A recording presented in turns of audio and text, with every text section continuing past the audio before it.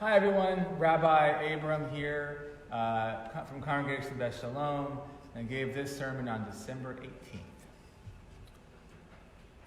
Sometimes when I'm teaching religious school and I feel devious, I hand the classroom a bunch of Tanakhs and I ask them to find a particular story.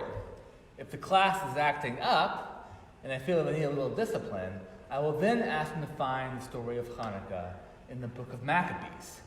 Then I sit back with a mischievous grin on my face. And after a while, it dawns on them, to their dismay, the story of the Maccabees is not in the Tanakh. And then I would ask, is Hanukkah important if it is not in the Tanakh?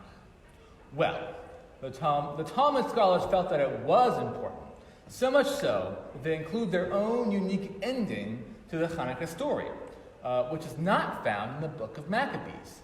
You could argue that they are writing their own fan fiction, which ironically became authorized and legitimate addition to the story.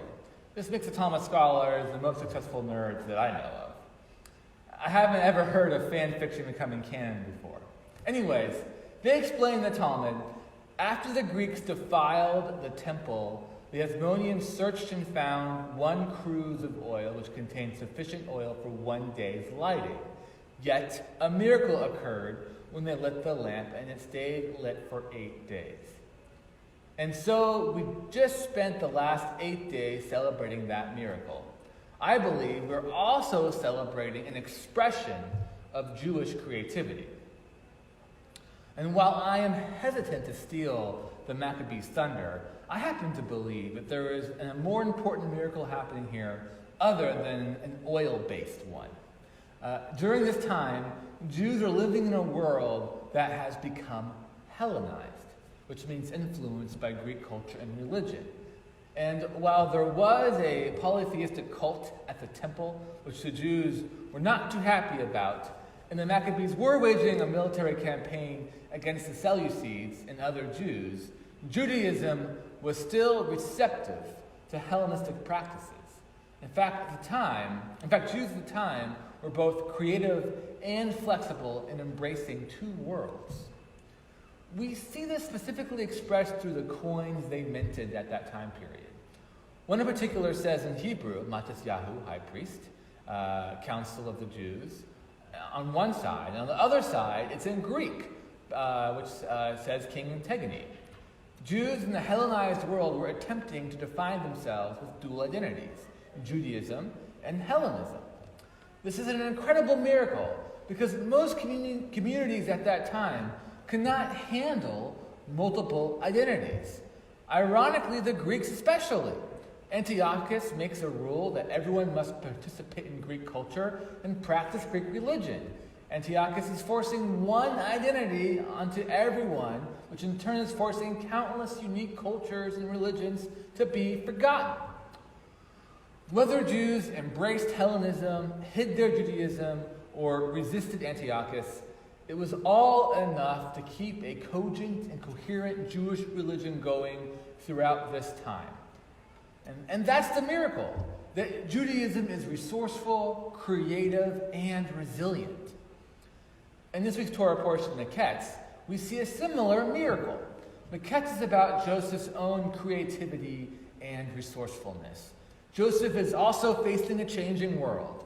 He understood that Egypt was in danger of a famine, and he also realized that since he was not a native Egyptian, he may not be trusted to have Egypt's best interest in mind.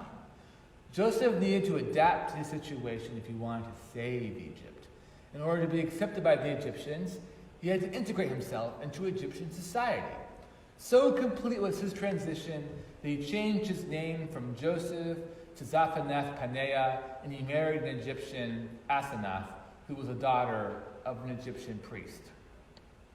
However, throughout this transition, Joseph never sacrificed his Jewish voice for the sake of his Egyptian identity.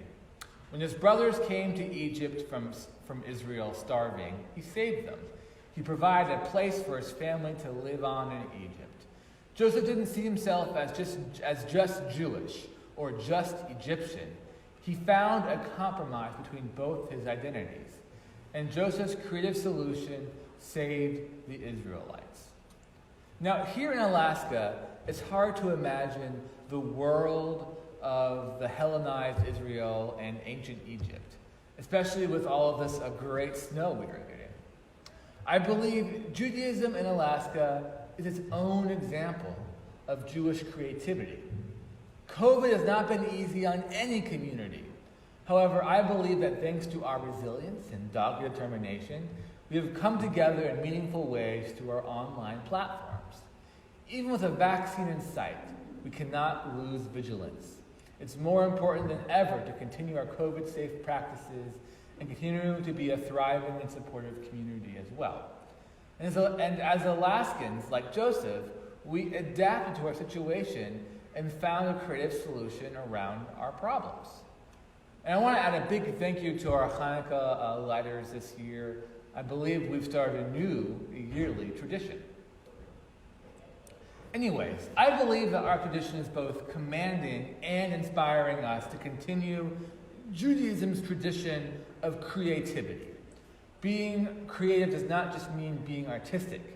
It also means taking risks and making difficult choices. Both the Hellenized Jews and Joseph didn't see their solutions as black or white.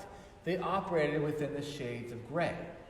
They were able to negotiate a compromise while staying true to their Jewish nature. I believe it's up to us to navigate our modern world while trying to stay true to our Jewish nature. I also believe it's a miracle when we do. As we say in the second blessing of Hanukkah, blessed is the one who performed the miracles for our ancestors in those days at this time. But I suggest that the miracle is more than just 8 days of oil, but Jewish creativity flowing in all directions. Thank you.